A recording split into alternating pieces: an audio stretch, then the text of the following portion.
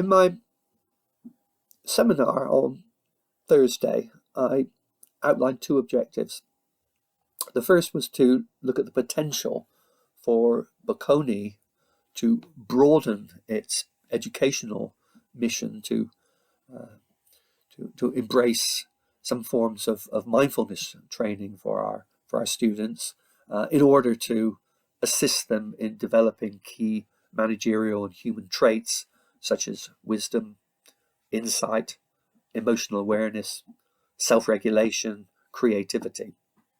And I think I've made a little bit of progress on that one before my computer microphone packed in a few minutes into the seminar. So what I wanted to do with this video was to look at the second of my objectives, which was to explore my own experiences with a meditation practice that is extended over several decades, and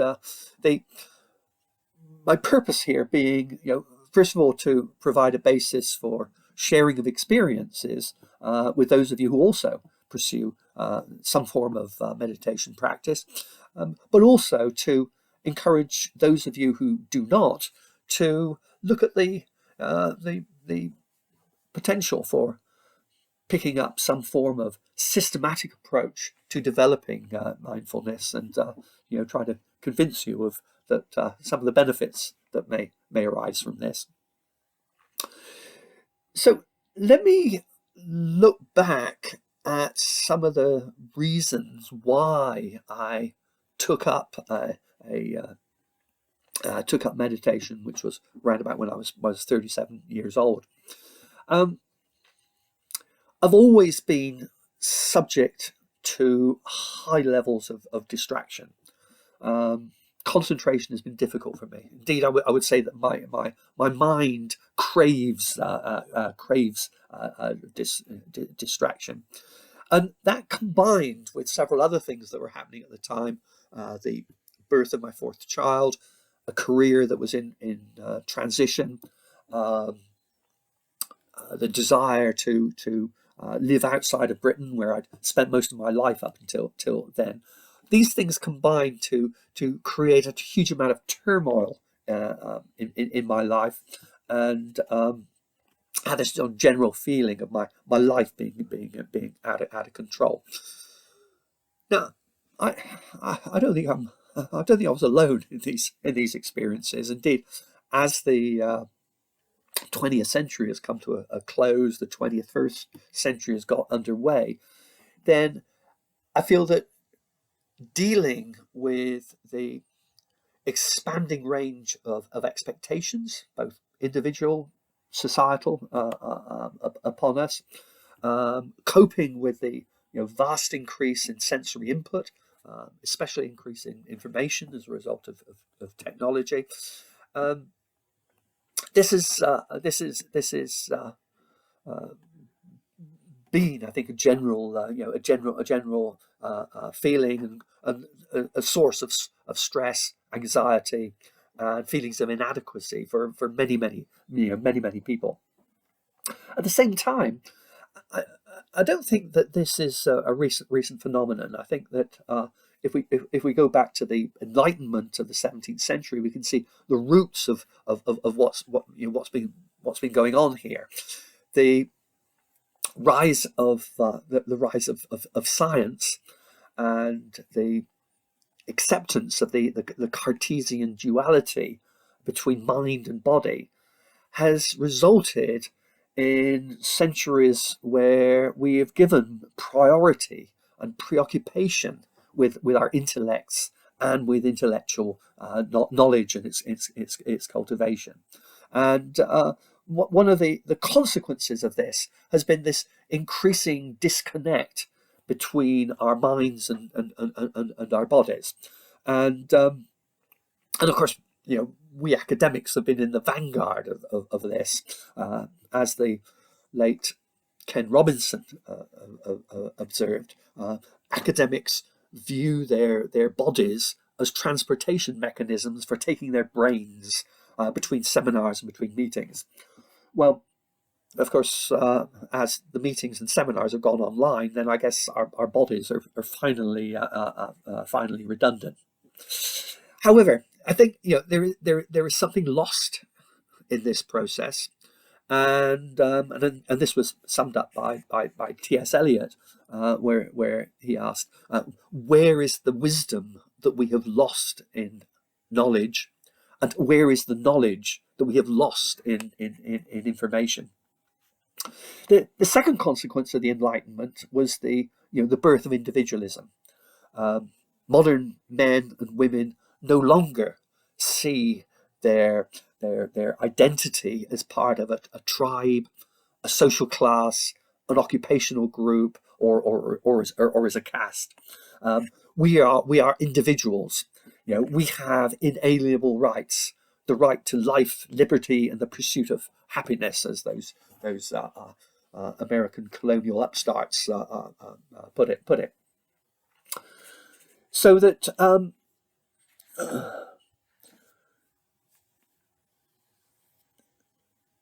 in this pursuit of these rights, I think a number of interesting things have happened.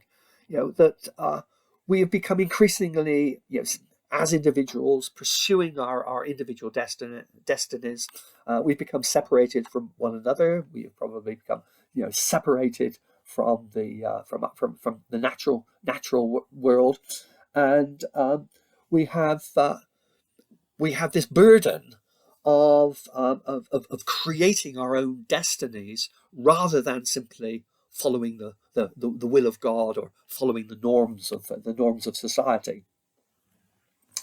And this this quest for individual fulfillment, I guess, is what Maslow was referring to as this highest form of need for self actualization. So, what's in terms of my own experiences, what's come out of this? What have I learned from this? Several decades now of following a meditation practice. How is it counteracted these kinds of pressures, these kinds of feelings of disappointment, feelings of lack of my life being in my, in particular in terms of my own ability to control my life. I think one of the real paradoxes of this development of this quest for intellectual development is that rather than actually bringing our lives into control, it's actually had the reverse effect, that increasingly our minds have kind of taken us over, and to a great extent, they seem to be on our mind seems to be on automatic pilot for a great amount of the time. And I think this is one of these consequences of our losing contact with our body, and losing that sense of integration, which I think may well have preceded that period of this infatuation with intellectual development. So what is it that I've got out of this decades of following a meditation practice? I think the first thing that became apparent to me when I started this was just how wayward my mind was. One of the first meditation practices I followed was counting the breath, counting 1 to 10, and then repeating it at the end of each out breath. Not a simple thing. I can count to 10. I guess hopefully all of us can. However, what I found was happening is that I barely got beyond 4 before I was lost in some stream of stream of thought. So I think this process of just realizing this level of distraction, was encouraged me to look into what was going on in my mind, and that ability then to see how patterns of thought develop, how one thought triggers another thought, and the mind goes along some kind of remarkable, really, path of these whole set of mental linkages. Many of these things are happening within milliseconds. So I think that that observation of thought, that observation of distraction, then provided the basis for actually being able to start exerting some kind of influence over what was going on. So developing this capacity for recognizing when I'm lost in thought, and then being able to say, okay, I'm coming back to my object of meditation, whether it's the breath or whether it's feelings in my body, or whatever it is.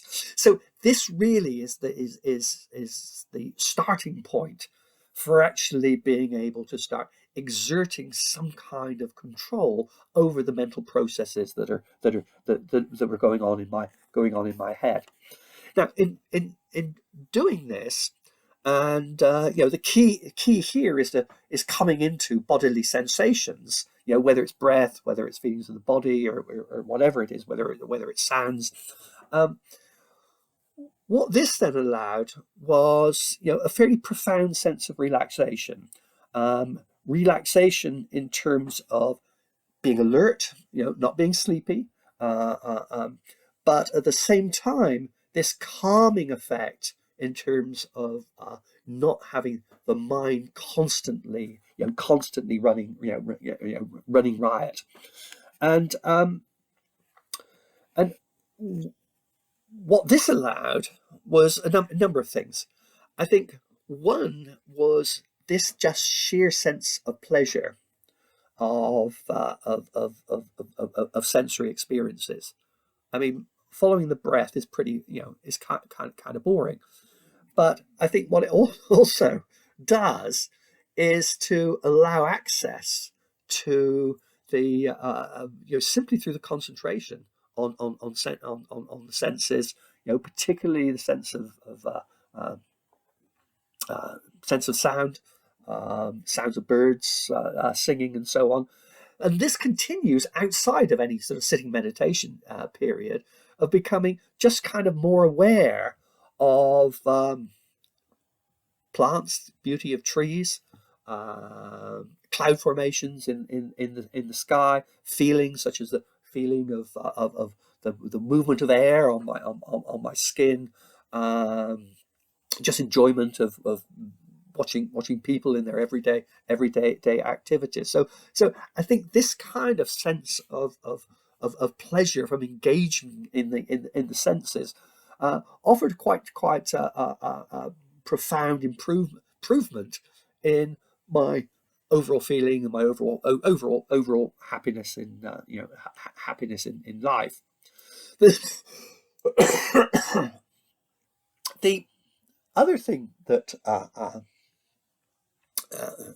think is happening here was this, and I think again, because of this engagement with the senses, is this actual recognition of being here and appreciating life as it is happening right in the present.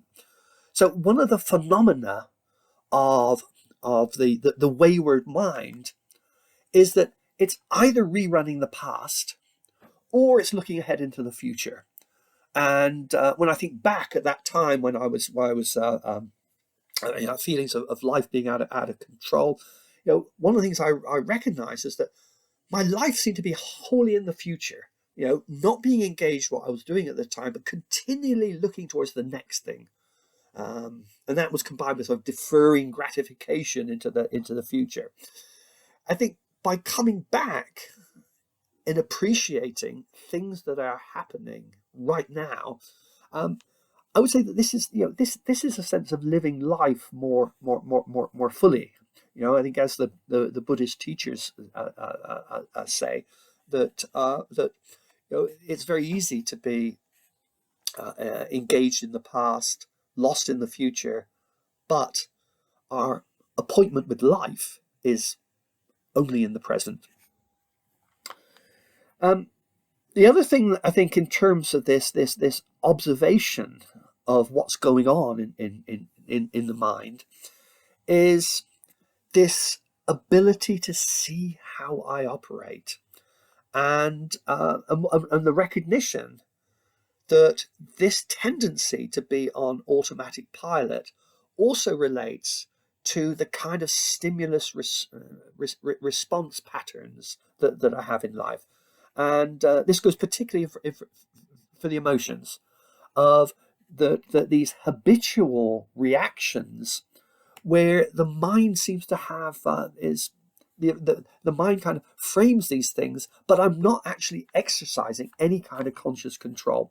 So a classic, very simple case of this is when I'm cycling around, and somebody in a car or whatever it is behind me is blowing their horn, and I have an automatic reaction, anger pops up.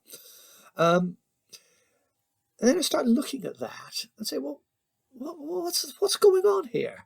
I had one particular experience cycling from Bocconi to the Solari swimming pool down Coldilana over uneven cobblestones, wet tram tracks, and so on. Someone's behind me blowing their horn, and so I get angry, pull out so they can't get past me, slow down, generally behave in an objectionable fashion. And I get to the swimming pool, and I notice that my towel is falling off the back of my luggage rack. So what was he blowing his horn for? Was it telling me to get out the damn way, or was he saying, "Hey man, you're losing your towel here"?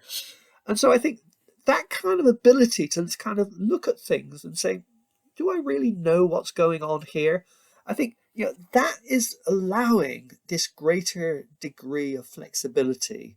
It's not being caught so much in these habitual patterns, and this happens in other areas as well. I think particularly in relation to the dominance that our egos and our attachment to those egos have over our emotional reactions, over behavior. And again, sort of noticing some aspects of the way I behave. So I was looking at the way that my wife and we bicker about things. And I think, well, what's that about? It's not creating any happiness for either of us. And I realized I can see what I'm doing now. Sue says something, Sue's my wife, she says something, and I think, well, that's daft. And so what I then do is I pitch in. I don't say that's daft. What I do is I follow the logic of what she's said to the point where I then sort of respond to, well, if that is the case, then, and come out with something which is totally ridiculous. And why do I do that? Well, what I'm trying to do is to show that I understand things better than she does, that I'm maybe smarter than her, whatever. And I think this goes for so many of the human interactions that I have of, what am I doing here? Why is it I'm trying to achieve? I'm trying to show, I'm trying to display I'm trying to shore up, in other words, I'm trying to shore up my ego here. So,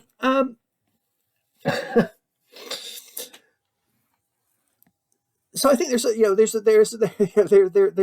number of things going on here, and I think sort of ultimately, I think that issue of reducing our attachment to ego, I think this is, of course, one of the more profound aspects of what's happening with a meditative practice. And of course, this is why meditation plays such a major role in spiritual practices.